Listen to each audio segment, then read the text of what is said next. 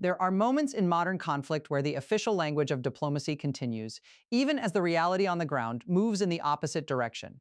And tonight, that contradiction is once again at the center of a rapidly escalating crisis, now entering its 31st day between the United States, Israel, and Iran.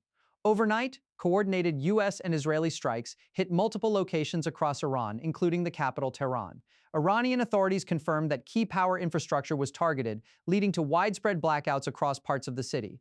Electricity has since been restored, but the message behind those strikes appears unmistakable.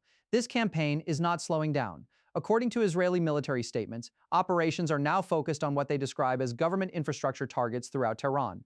Explosions were also reported in surrounding areas, including the city of Ray, part of the greater metropolitan region. At the same time, Iranian officials are issuing a very different interpretation of what's unfolding. Parliament Speaker Mohammad Bagher Ghalibaf has accused the United States of sending mixed signals, publicly discussing negotiations, while privately preparing for a possible ground deployment. He warned that Iran would respond if American troops were introduced into the conflict. That concern is not emerging in isolation. In Washington, President Donald Trump has continued to speak about the possibility of a deal with Iran, saying he is pretty sure an agreement can be reached.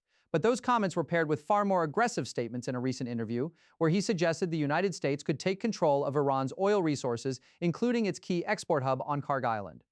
Trump also made a controversial claim that Iran has already undergone what he described as regime change, referencing the reported deaths of senior leadership figures earlier in the conflict.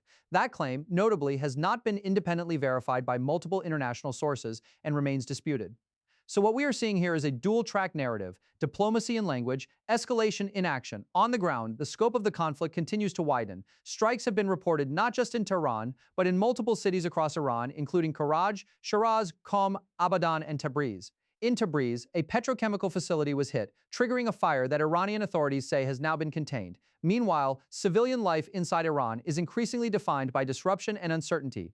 Nightly demonstrations in support of the government have continued, even as air raids persist. Iranian state-linked media also reported the execution of 2 individuals accused of collaborating with an opposition group aligned against Tehran. Beyond Iran's borders, the conflict is now actively spilling into the wider region. In the Gulf, Saudi Arabia reported intercepting ballistic missiles headed toward its eastern province. Kuwait said it was targeted by drones and attacks on critical infrastructure, including power and desalination facilities. One civilian casualty, an Indian worker, has been reported in Kuwait. Bahrain, meanwhile, activated emergency sirens, multiple times instructing residents to seek shelter as aerial threats intensified in Iraq.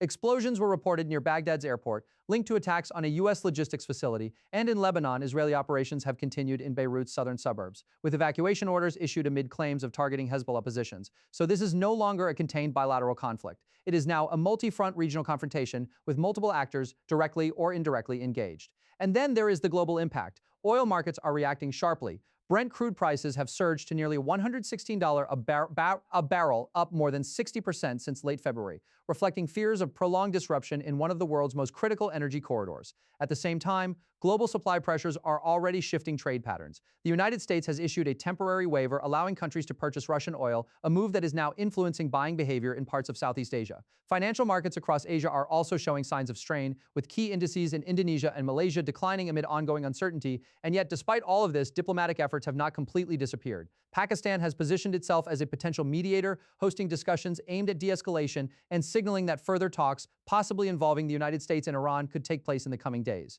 But even here, there is a critical complication. Reports suggest that Israel has no intention of reducing its military operations ahead of any negotiations, maintaining that strikes against what it calls military targets will continue regardless of diplomatic timelines. So what we are left with is a situation defined by parallel realities. On one side, the language of negotiation, mediation, and possible agreement. On the other, a steady expansion of military activity across cities, across borders, and increasingly across the region. And as this conflict moves forward, the central question is no longer just whether escalation will continue. It is whether diplomacy can catch up to it.